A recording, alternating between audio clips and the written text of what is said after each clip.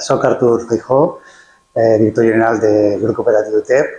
Avui estic fent la primera visita al pis d'aquesta promoció de Llars Barceloneta a través d'Habitat 3 ens han assignat, on pensem que podran viure d'aquí poc 3 persones que atenem al nostre servei de suport a la vida independent, que donem suport des d'aquest servei. Molt contents, realment han fet una feina magnífica i és una sort poder accedir aquí a Barcelona ciutat a un pis d'aquestes característiques on podran viure de forma autònoma 3 persones i estem molt contents que això sigui una possibilitat ja feta realitat.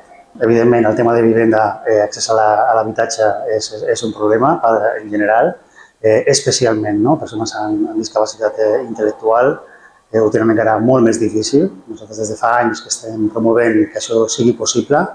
Tenim ara mateix un conjunt d'11 pisos aquí a la ciutat de Barcelona, entre Barcelona i Hospitalet, on ja estem fent aquest tipus de servei i estem veient que és important. Sense aquesta possibilitat seria molt difícil per a aquestes persones poder fer aquest acte, diguem, d'autonomia personal.